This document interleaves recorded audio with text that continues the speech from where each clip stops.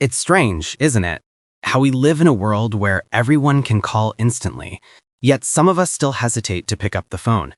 The message sits there, typed, reread, rewritten, and finally sent. Because for some people, words on a screen feel safer than voices in the air. We've all been there, staring at an incoming call, heart racing slightly, thumb hovering over the decline button. Not because we don't care about the person calling, but because in that moment, the phone ringing feels like an intrusion, a demand for immediate emotional availability we're not ready to give. And so we text instead. We type out what we need to say, delete half of it, rephrase, soften the edges, and press send. It feels manageable, contained, safe. But why?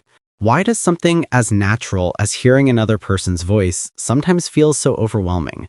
And what does our preference for texting say about the way we connect, or fail to connect, in the modern world?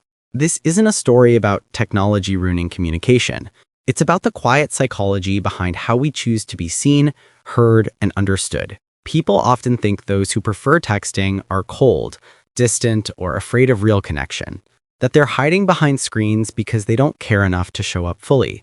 That preferring to type instead of talk is some kind of emotional laziness, a refusal to be present, to be real. But that's not the full story. Behind every text-first person is a quiet psychology, a way of relating that's about control, clarity, and emotional safety. We live in a culture that glorifies availability. The expectation is that if someone reaches out, you should respond immediately. That being a good friend, partner, or family member means always being ready to engage, to talk, to perform connection on demand. Calling has become the ultimate test of this availability. When someone calls, they're essentially saying, drop whatever you're doing and be with me right now. And for many people, that feels less like intimacy and more like surrendering control over their own emotional space. Texting, on the other hand, gives you time to think, time to choose your words, time to decide how much of yourself you want to reveal in that moment. It's not about being fake or filtered. It's about having agency over your own vulnerability. And contrary to popular belief, this isn't detachment. It's self-protection. Because here's what people don't understand. For those who prefer texting, communication isn't just about exchanging information. It's about managing the emotional weight that comes with every interaction. And sometimes a phone call carries more weight than they can hold in the moment. So let's talk about what's actually happening in the minds of people who prefer texting over calling. First, there's processing style. Text-preferring people often have what psychologists call higher reflective thinking, or introverted cognition. This means they process information internally before expressing it externally. Their thoughts need time to settle, to take shape, before they can articulate them clearly. In a phone call, that internal processing time vanishes. You're expected to think and speak simultaneously, to generate coherent thoughts in real time while also monitoring the other person's reactions, tone, and emotional state. For someone whose brain works more deliberately, this can feel cognitively overwhelming. Texting, by contrast, allows for asynchronous emotional processing. You can receive a message, feel whatever you need to feel about it, think through your response, and reply when you're ready. There's no pressure to perform understanding or composure you don't actually feel yet. Then there's social anxiety and vocal tone sensitivity. Some people are hyper-aware of every pause, every shift in tone, every moment of silence in a conversation. They're constantly scanning for signs of judgment, annoyance, or disconnection. A single hesitation can spiral into, did I say something wrong? Are they upset? Should I have phrased that differently? Phone calls amplify this anxiety because there's a performance layer built into them. You can't just be, you have to actively demonstrate that you're listening, engaged, interested. You have to fill silences. You have to modulate your voice to convey the right emotions. You have to respond quickly enough to maintain conversational flow, but not so quickly that you seem disingenuous. Texting removes that performance layer. There's no pressure to respond instantly. No need to manufacture vocal enthusiasm. You can simply say what you mean and trust that the words themselves carry the message. But perhaps the most significant factor is locus of control and emotional safety. When you write something down, you have control over your exposure. You can choose exactly which parts of yourself to reveal and which to keep private. You can express difficult emotions, anger, sadness, fear, without the vulnerability of letting someone hear those emotions in your voice. Speaking, on the other hand, feels unpredictable. You can't take back words once they're out there. You can't control how your voice might crack or waver. You can't hide behind carefully chosen phrases the way you can in text. For people who have experienced emotional invalidation, criticism, or trauma around their verbal expression, this unpredictability feels dangerous. Texting becomes a way to craft honesty without confrontation, to tell the truth without feeling exposed. And finally, there's attachment style theory. People with avoidant or anxious avoidant attachment styles often prefer distance combined with control. They want connection, but they need it to happen on their terms, at their pace. Texting satisfies both needs. You can maintain a relationship while still preserving emotional boundaries. You can be close without being consumed. So when they choose texting, it's not because they don't care. It's because they care too much and need a medium that doesn't overwhelm them. Here's what most people miss about texting. For many, it's not shallow communication. It's intimacy at their own pace. Think about it. When you text someone, you're choosing each word deliberately. You're shaping your thoughts into something clear, something honest, something that represents what you actually mean, not just what you can articulate under pressure. Words become mirrors. You can edit them, soften them, protect them. Not to be dishonest, but to be more honest than you could be in the moment of speaking. Because here's the truth. Sometimes we need time to understand our own feelings before we can share them with someone else. Sometimes the most authentic version of ourselves is the one that emerges after reflection, not in the heat of real-time conversation. Texting gives emotional autonomy. You reveal what you want when you're ready. There's no expectation to bare your soul on someone else's timeline. For emotionally sensitive people, people who feel deeply, who absorb the energy of others, who need time to recover after social interaction, texting becomes a form of boundary. It's a filter between them and overstimulation. And that silence between texts, the one that drives some people crazy with anxiety, wondering if they said something wrong, for text-preferring people, that silence isn't avoidance. It's emotional recovery time. It's the space they need to process what was said, to sit with their feelings, to prepare for the next layer of connection. There's a metaphor I think about often. In a call, you must swim in emotion as it happens. You're immersed, surrounded, navigating currents you can't control. In a text, you can stand on the shore, choosing when to enter. You can test the water temperature. You can decide how deep to go. Neither approach is wrong. They're just different ways of moving through the vulnerable territory of human connection. But texting gets judged more harshly because we've inherited this cultural narrative that real communication must be immediate, unfiltered, spontaneous, that anything less is somehow inauthentic. What if that's wrong? What if the most authentic communication is the kind where you feel safe enough to tell the truth, regardless of the medium? But there's a cost to all that safety. And this is where the psychology gets complicated.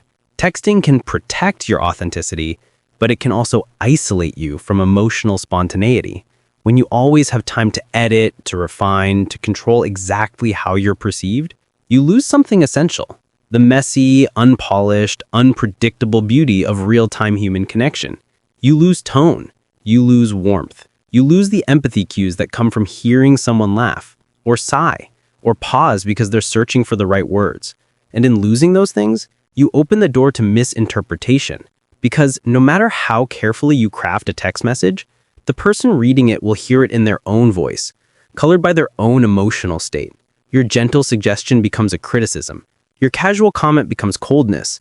Your thoughtful silence becomes rejection. People who prefer texting may fear vulnerability so much that comfort becomes confinement. You build walls to protect yourself from being hurt, and eventually those walls keep you from being fully known. There's a psychological tension here that's worth naming. Control brings calm, but also distance. When you can edit your emotions, you risk editing your humanity. Because part of being human is being messy. It's saying the wrong thing and having to clarify. It's laughing at inappropriate moments. It's letting someone hear the vulnerability in your voice when you talk about something that matters. Texting lets you be perfect, but perfection, as it turns out, is a lonely place to live. I think about this often. Maybe some of the most heartfelt things we've ever said lived only in text. Drafted, revised, poured over, felt deeply but never spoken aloud. And maybe that's beautiful in its own way. But maybe it's also tragic, because there are some truths that need to be spoken, not typed. some emotions that need to crack your voice open to be fully felt, some connections that can only happen when you surrender control and let yourself be heard, imperfectly, vulnerably, honestly. The question isn't whether texting is good or bad. It's whether you're using it as a tool for connection or as an armor against it. If you're someone who prefers texting, I want you to know something. Don't shame yourself for it. You're not avoiding connection. You're protecting your nervous system. Your brain has learned through experience that certain forms of communication feel unsafe, and texting has become the adaptive strategy that allows you to maintain relationships while staying within your window of tolerance. That's not weakness.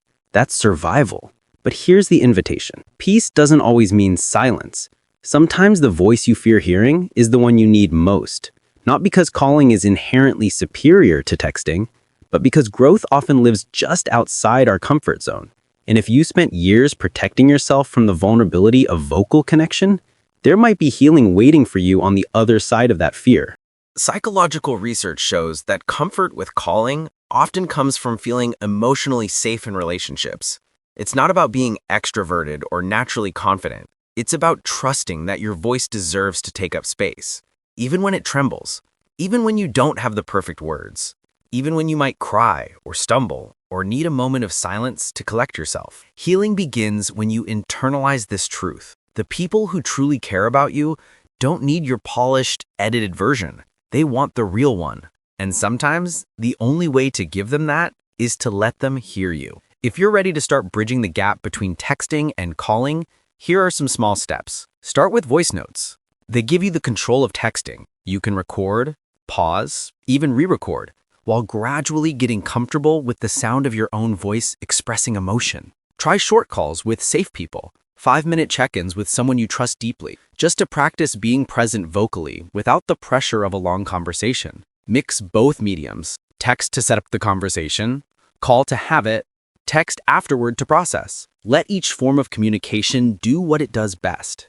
And most importantly, be gentle with yourself. You don't have to become someone who loves talking on the phone. You just have to find a balance that lets you connect authentically without sacrificing your emotional well-being. Because here's what really matters.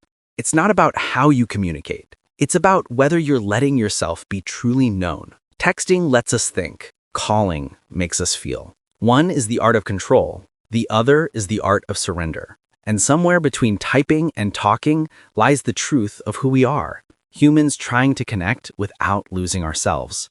We live in a world that offers more ways to communicate than ever before. Yet somehow, we've never felt more misunderstood. We have endless tools for connection, yet we're navigating unprecedented levels of loneliness. Maybe that's because we've forgotten that connection isn't about the medium. It's about the willingness to be vulnerable, to be imperfect, to show up as we are and trust that it's enough. Whether you text or call, whether you process internally or think out loud, whether you need silence or crave conversation, none of that matters as much as this. Are you letting people see you, the real you, the one behind the carefully crafted messages, the one who doesn't always know what to say, but says something anyway? Because that's where connection lives, not in perfect communication, but in honest effort. Maybe the real message isn't in the words we send. Maybe it's in the silence we keep before pressing send. The moment when we decide to reveal ourselves or hide. The breath we take before making the call. The fear we feel and the courage it takes to speak anyway. That's the language of modern connection. Not texts or calls, but the vulnerability we choose, in whatever form it takes, to bridge the distance between one human heart and another. And maybe that's enough.